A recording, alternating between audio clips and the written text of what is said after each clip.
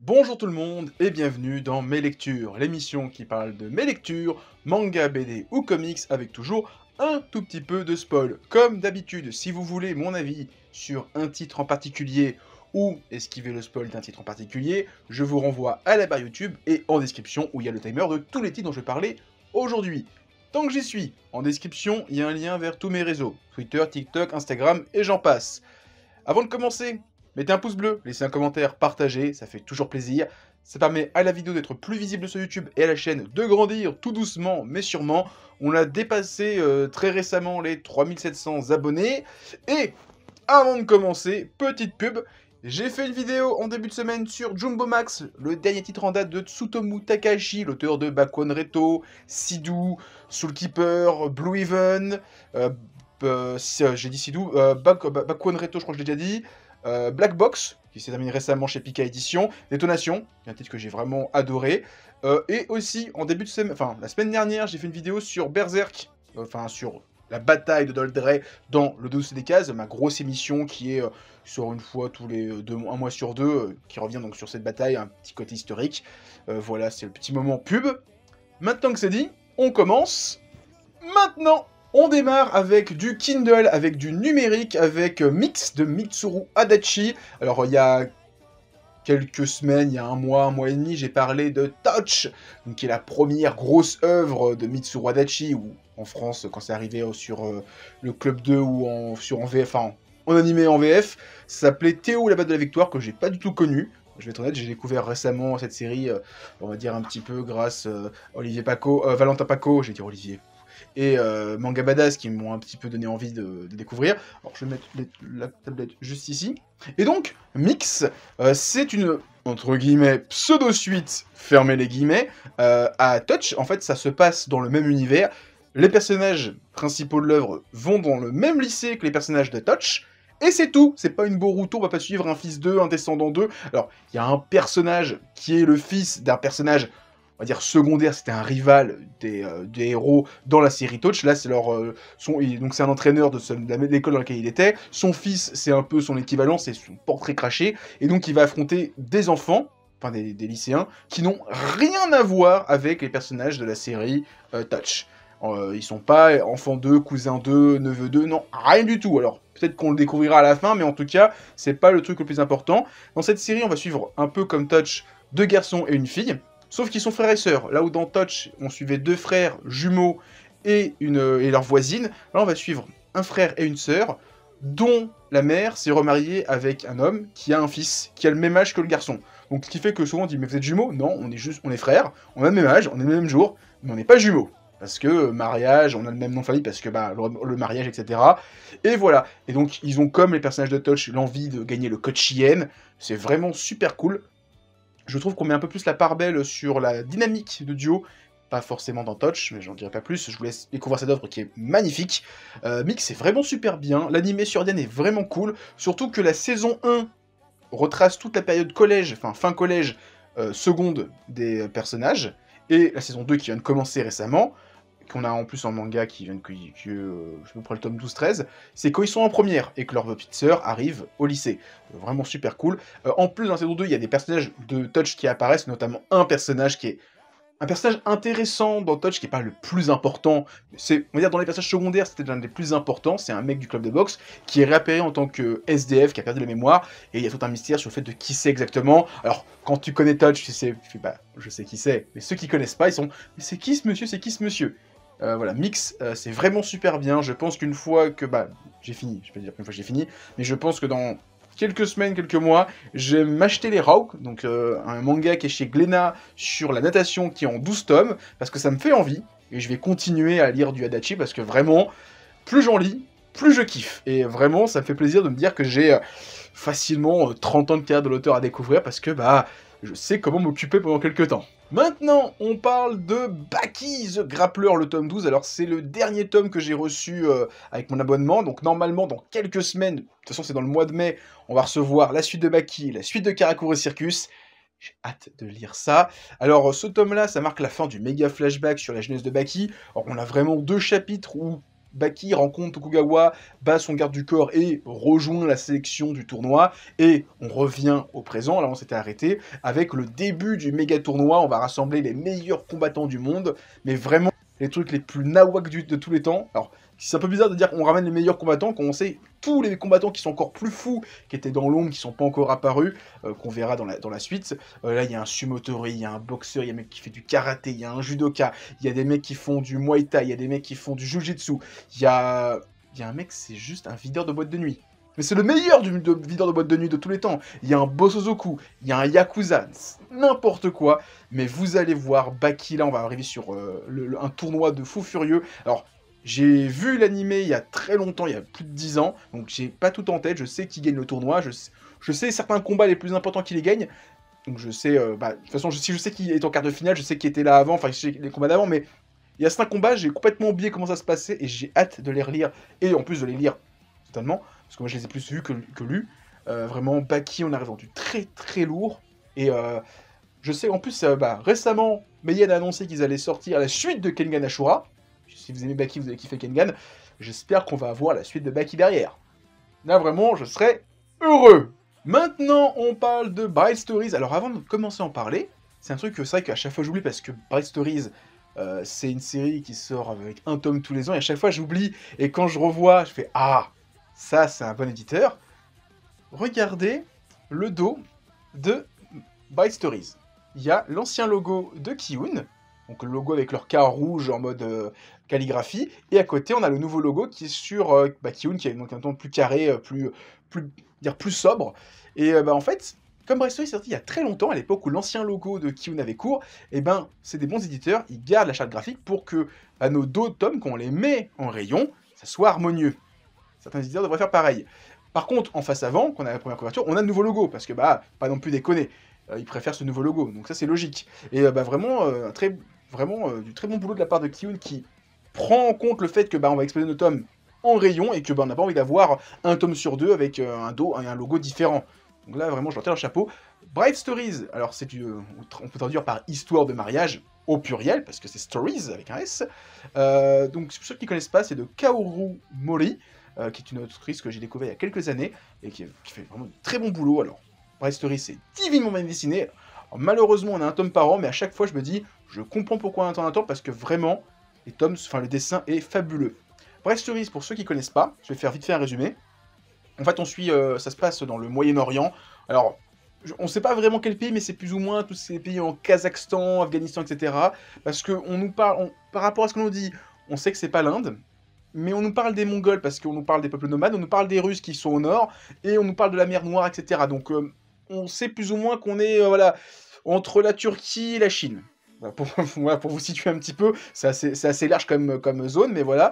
Et en fait, on suit Amir et Karlouk. Le garçon est un jeune garçon de 14 ans qui est fils d'une famille de sédentaires, et Amir, c'est une fille de nomade qui a la vingtaine, qui devait être mariée à quelqu'un, il est mort, donc elle se marie avec un plus jeune, pour consolider une alliance, et donc on va suivre leur histoire de mariage, leur début de couple, et on va suivre en parallèle Smith, qui est un colon britannique qui explore cette région du monde et qui va rencontrer différents villages, différents peuples qui ont des façons de célébrer le mariage différentes. Et donc chaque tome, on va découvrir souvent des mariages différents. On va avoir des mariages très cérémonieux, très religieux par rapport à la religion musulmane, mais on va avoir des villages qui sont pas du tout musulmans, qui ont une autre façon de faire. Et c'est super intéressant entre tradition, entre alliances commerciales, entre alliances de famille, renforcer des liens. Et donc dans ce tome-là, en fait, il y a une attaque russe qui se prépare, une invasion russe qui se prépare, et donc les peuples nomades, pour consolider les alliances, ils vont faire une sorte de tournoi où en fait les hommes vont devoir faire une course face à des femmes, et s'ils arrivent à les battre, ils pourront les choisir comme épouses légitimes. Et donc il y a toute une course de cheval avec le frère de Amir qui va faire une course, etc. Et donc il va choisir à la fin la fille qu'il veut, et il dit au père, il fait au mieux d'avoir un genre, tu veux pas plutôt trois, comme ça tu auras trois alliances. Et il fait un parallèle avec une corde d'arc, où une seule corde c'est bien, mais trois c'est mieux. C'est vraiment cool, j'aime bien comment ils choisissent chacun leur épouse, et ensuite on découvre leur début de vie de couple dans leurs tentes respectives. C'est vraiment super bien. Bright Stories, un régal. Vraiment, chaque tome, c'est un pur régal. J'ai qu'une envie, c'est de me relire les 12 tomes d'avant, enfin les 13 tomes d'avant, tellement c'est bien, c'est pour vous dire. On parle maintenant des carnets de l'apothicaire, tome 11. Et j'ai un peu moins aimé ce tome-là. J'avoue que c'est peut-être le seul tome de Les Cannelles Apothicaires que j'ai pas forcément ultra kiffé. Alors, c'est pas mauvais en soi, mais en fait, on a une histoire qui est sympathique au début, qui se termine par rapport aux portes de couleur, etc., qui fait écho au daltonisme, qui est un problème génétique. Sans rentrer dans les détails, c'est lié au chromosome X, et donc les hommes ont des problèmes à différencier les couleurs, et comme les hommes ont un seul chromosome X, et ben ils ont plus de chances de l'avoir qu'une femme qui en a deux. Parce que si t'as le problème sur un chromosome X, bah tu l'as. Alors qu'une femme, si elle l'a sur un, il y a peu de chances qu'elle l'ait sur le deuxième, sauf si elle a vraiment peu de chance. Mais vraiment, voilà, c'est pour faire simple. Et donc, il y a toute une explication par rapport à ça dans ce tome-là, mais qui est expliquée avec les yeux de personnes qui sont au XVIIe, XVIIIe siècle, qui n'ont pas forcément ces explications de génétique, et qui expliquent juste pour un délire de il faut mélanger le sang. Faut pas que le sang reste toujours entre eux, parce que si on garde le sang on fait des mariages consanguins, au bout d'un moment, on va avoir des tares. Et donc, ils expliquent ça comme ça. C'est très intéressant. Et après, on a une autre histoire par rapport à l'ancien empereur. Et c'est là où je suis un peu perdu, c'est que j'avais plus ou moins une idée bien conçue par rapport à qui était Jinchi, par rapport à l'empereur, etc. Et là, on nous parle d'autre chose, et ça m'a un peu perturbé, et il me faudrait peut-être un arc généalogique, bien nous montrer où est Jinchi par rapport à tout ça, parce que là, je suis complètement perdu, et c'est là où j'ai un peu moins aimé le tome, c'est que, comme je n'ai pas eu l'explication, parce que par rapport à l'empereur, etc., je suis perplexe, je suis perturbé, et ça m'énerve. Et donc j'ai un peu moins aimé le tome à cause de ça. Mais sinon, ça reste génial. J'ai adoré. On parle maintenant du tome 16 de Aohashi. Donc c'est la suite du match entre le Tokyo Esperion et le Tokyo Vance. Le tome se finit sur la première mi-temps. Vraiment, il y a 3 pages, fin de la première mi-temps. Et donc le reste du tome, c'est la seconde mi-temps. J'adore le moment où Ashito et ses potes font ouais, il faut qu'on découvre pourquoi on s'est fait niquer. Au début, on était super bons en défense. Ils nous ont passé. Qu'est-ce qui s'est passé? Et que la gueule qui fait ouais, je vais vous aider moi aussi. Vous allez voir. Ils sont trop motivés. Je trouve ça vraiment cool. Voilà, ça continue à se motiver, se galvaniser et surtout ne pas avoir envie à retourner dans l'équipe B. Ils sont dans les gros matchs de sélection. Ils y sont, ils y restent. Et ça, j'ai trouvé ça vraiment cool. Tout le reste du match, génial. Comment il s'appelle son pote j'ai vu son Otomo. Le moment où Otomo, il dit « Je vais être le tampon entre vous et notre attaquant de pointe ». Génial. La fin, le but final, incroyable. Vraiment, Aohashi. Que dire? Chaque tome est de mieux en mieux. Je peux dire que ça, c'est vraiment... chaque tome est de mieux en mieux, c'est vraiment une pure dinguerie. On parle maintenant du second tome de Zone Fantôme. Alors, je l'ai reçu en service presse. Je tiens à le préciser à chaque fois que je reçois un bouquin en service presse. Juste pour que les gens soient un petit peu au courant, juste par honnêteté intellectuelle, voilà. Donc c'est le second tome de Zone Fantôme, qui est donc le titre le plus récent de Junji Ito. Je crois que l'éditeur a expliqué que le titre est sorti il y a genre 6 mois, moins de 6 mois au Japon. Donc on est vraiment le premier pays hors Japon à l'avoir dans notre pays. Ça fait super plaisir. Donc ce bouquin il y a des histoires qui ont été écrites un peu en lien avec la série Netflix. L'auteur l'explique à la fin, il y a un petit mot par rapport à ça. Donc on a 4 histoires dedans. Je vais en reparler juste après. Et il y a une préface de Olivier Ledroit, qui est l'auteur de Requiem Chevalier Vampire, une série que j'aime beaucoup. Il a fait les Chroniques de la Lune Sombre, ou la Lune Noire, je sais plus. J'ai lu 2 tomes, j'ai beaucoup aimé, et j'ai pas acheté la suite. Il a fait Waka, une histoire d'elfe, qui est vraiment... De toute façon, c'est super bien dessiné. Tout ce que je peux vous dire, lisez Requiem Chevalier des Vampires, vous allez surkiffer, c'est super bien dessiné, il y a des doubles pages incroyables, c'est ultra chargé, mais c'est magnifique. Donc, Zone Fantôme, 4 histoires. Celle qui donne son image à la couverture, donc c'est une histoire qui est vraiment très particulière par rapport au mouvement perpétuel. J'aime beaucoup l'idée, et graphiquement c'est très mécanique, organique, très dérangeant, j'aime beaucoup. La première histoire, c'est une histoire celle qui va peut-être le plus déranger, c'est la poussière. Moi, je supporte pas la poussière. Alors, pourtant, j'en ai un peu partout parce que j'ai beau faire le ménage, il y a tout le temps de la poussière et j'ai ressenti ce mal-être, cette haine viscérale, cette peur, cette frayeur de j'ai beau passer un coup de chiffon, il y aura toujours de la poussière et ça me perturbe, ça m'énerve, ça me saoule. Et je trouve qu'il a bien retranscrit cet état d'esprit dans cette histoire, surtout avec la fin, avec cette créature un peu Lovecraftienne qu'on voit, qui est géniale. La troisième histoire, c'est le retour de la famille Shimizu, je sais plus comment il s'appelle, la fratrie. La fratrie Ikizuri, qui est apparue dans L'amour et la mort. On avait eu 2 histoires sur eux. Et l'auteur explique qu'ils les a écrits dans les années 90, et ça faisait genre 25 ans qu'ils n'étaient pas apparus, et 25 ans plus tard, ils reviennent d'entre les morts, et ça faisait écho, ça c'était l'histoire qui était là pour la série sur Netflix parce que on voit le clan Ikizuri, donc cette fratrie de 3 frères et 2 sœurs. Non, 3 sœurs et 2 frères. Non, 3 frères et 2 sœurs, c'est ça. Il y a l'aîné, il y a le gros, le petit, et il y a la sœur qui est un peu plus costaud, et la fille un peu blasée de la vie. Vraiment cool. Et la dernière histoire par rapport à des tortues malédictions, j'aime beaucoup aussi, et surtout toute la fin, comment ça se termine, j'ai trouvé ça vraiment cool, ce cercle sans fin de malheur. Vraiment, j'ai beaucoup aimé ce tome-là, de Zone Fantôme. Autant le tome 1, moyen, autant le tome 2, vraiment mieux. J'ai trouvé l'histoire beaucoup plus intéressante. Zone Fantôme 1, j'ai pas d'histoire qui m'a marqué plus que ça. Le tome 2, les 4, elles sont vraiment géniales. On parle maintenant de Asadora, tome 7. Le tome 6 est sorti il y a un petit moment déjà. Asadora, c'est toujours aussi cool. Là, on commence ce tome avec Asa qui doit monter à bord d'un avion pour bombarder à nouveau cette créature venue d'on ne sait où. Et on focus beaucoup l'attention sur son pote qui est marathonien, qui ne participe pas à la course, qui échoue, etc. Et qui tombe dans la drogue. Alors, je le sentais venir qu'il est tombé dans la drogue dès qu'on lui dit « Tiens, j'ai des bonbons, mange-les, c'est des médicaments pour devenir plus fort. » Et j'aime beaucoup comment c'est le désespoir, la peur, le sentiment d'échec qui le pousse à consommer, qui voit cette créature qui arrive, et qui, dans son état de...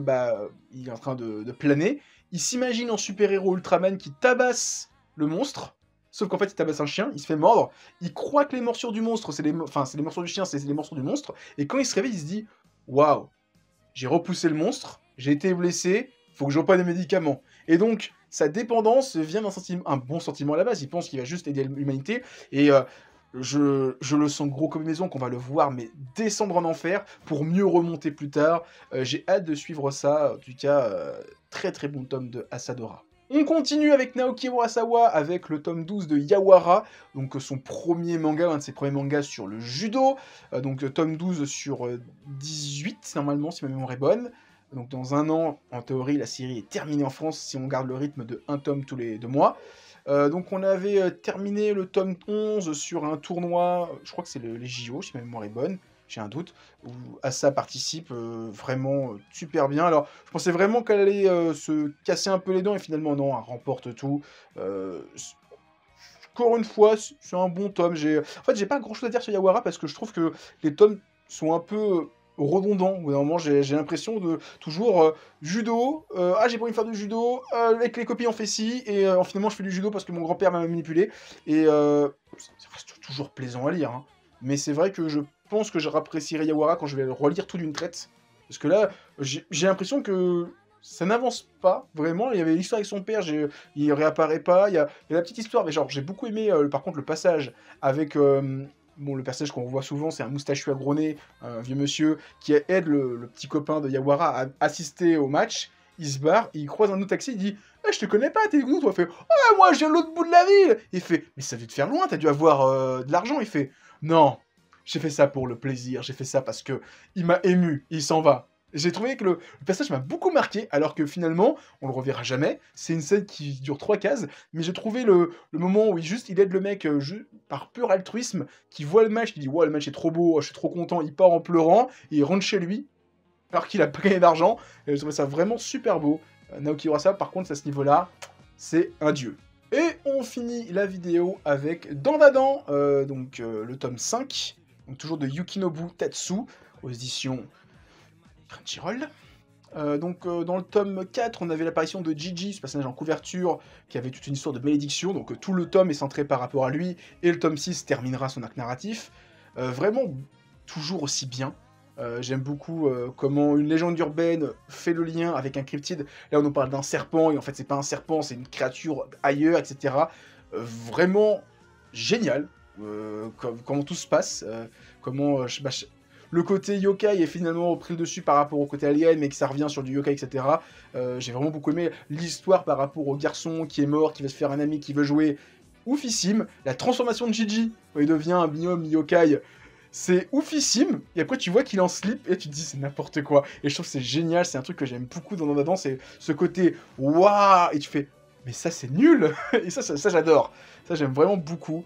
Dandadan, c'est vraiment toujours aussi bien. Je vous conseille toujours autant. Moi, c'est avec un réel plaisir que je lis chaque tome. Vraiment, Dandadan, très très bon. Voilà, c'était ma vidéo, mes lectures, j'espère que vous l'avez apprécié. Si c'est le cas, pensez à mettre un petit pouce bleu, à laisser un commentaire, à partager, ça fait toujours plaisir. En description, il y a un lien vers tous mes réseaux, Twitter, TikTok, Instagram et j'en passe.